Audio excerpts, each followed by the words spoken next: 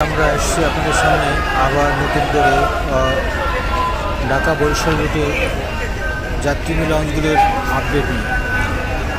ঢাকা থেকে বরিশাল বিভাগীয় উপকূলীয় জেলাগুলোর বিভিন্ন নৌপথে লঞ্চ যাত্রীর সংখ্যা কমার পেছনে 4টি প্রধান কারণ রয়েছে।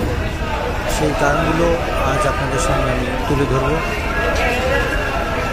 তো এগুলোর মধ্যে প্রথমে হচ্ছে পদ্মা সেতুর কারণে রাজধানী ও দক্ষিণ পশ্চিমাঞ্চলের মধ্যে উন্নত সড়ক যোগাযোগ, মহানগরীর 3টি গুরুত্বপূর্ণ স্থান থেকে ঢাকা নদীবন্দরের সদরঘাট টার্মিনাল পর্যন্ত সড়কে দুঃসহ যানজট, প্রয়োজনীয় খনন ও নিয়মিত পলি অপসারণের অভাবে বিভিন্ন নৌপথে তীব্র নাব্য সংকট ও টার্মিনাল সহ এর আশেপাশের ইজারাদারদের লোকজন ও কুলি মজুরদের দৌরত্ব, নাগরিক সংগঠন, নৌ সড়ক ও রেলপথে থাকা জাতীয় কমিটির এক প্রতিবেদনে এসব কারণগুলো চিহ্নিত করা হয়েছে। এক সংবাদ বিজ্ঞপ্তির মাধ্যমে প্রতিবেদনের সারসংক্ষেপ প্রকাশ করেছে সংগঠনটি। বিভিন্ন গণমাধ্যমে প্রকাশিত তথ্য পর্যালোচনা, নৌযান ও বাস মালিক, নৌ ও বাস শ্রমিক, সাধারণ যাত্রী ও সংশ্লিষ্ট সরকারি বেসরকারি বিভিন্ন কর্তৃপক্ষের সঙ্গে আলাপ করে প্রতিবেদন তৈরি করেছে বলে বিজ্ঞপ্তিতে উল্লেখ করা হয়েছে। সংকটের সময় 7টি সুপারিশ উত্থাপন করবে জাতীয় কমিটি। প্রতিবেদনে বলা হয়, ঢাকা থেকে বরিশাল বিভাগ সহ উপকূলীয় জেলাগুলোর বিভিন্ন নৌপথে 35 থেকে 40% লঞ্চ যাত্রী কমেছে। এর মধ্যে গত এক বছরেই কমেছে 30 থেকে 35%।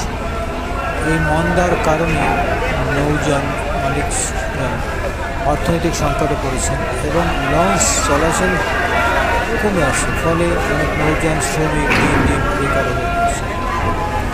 জাতীয় কমিটি জানায়, ঢাকা থেকে লঞ্চ যাতায়াতকারীরা বড় অংশ বরিশাল বিভাগের 6 জেলার যাত্রী। পদ্মা সেতু চালু হওয়ায় ঢাকা শহরের সঙ্গে খুলনা, বরিশাল ও ফরিদপুর বিভাগের 21 জেলার অত্যাধুনিক সড়ক যোগাযোগ হয়েছে। মানুষ স্বল্প সময়ে আরামদায়ক যাতায়াত করতে পারছে, ফলে বরিশালগামী যাত্রীদের একটি বড় অংশ আর লঞ্চে চড়ছে।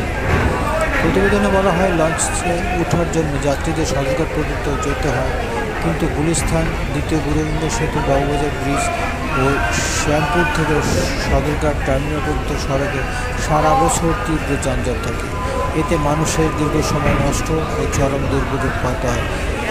এ কারণে মানুষ লঞ্চে যাতায়াত বন্ধ করে দিয়েছে বলে তারা অভিযোগ করেছে। নাব্যতার সংকটের কারণে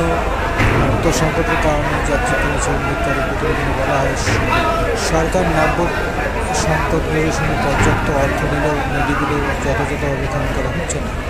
অনেকে নৌপথে নিয়মিত পলি অপসারণের জন্য সংরক্ষণ খাতে প্রয়োজনীয় বরাদ্দ সত্ত্বেও সংশ্লিষ্ট কর্তৃপক্ষ করেন। ফলে মালিকরা ঢাকা থেকে নাগরহীন নৌপথে লঞ্চ চলাচলে বন্ধ দিতে বাধ্য হয়েছে। এছাড়া সদরঘাট টার্মিনাল সহ আশেপাশের ঘাটগুলিতে হয়রানির কারণে লঞ্চ চুক্তি হয়েছে। প্রতিবেদনে বলা হয়, ইজারাদারদের লোকজন যাত্রীদের সঙ্গে থাকা মালামাল টোল বাবদ অতিরিক্ত টাকা আদায় করে, কুলি মজুররা মালামাল নিয়ে টানা হেঁচড়া করে ও বাড়তি মজুরি নেয়।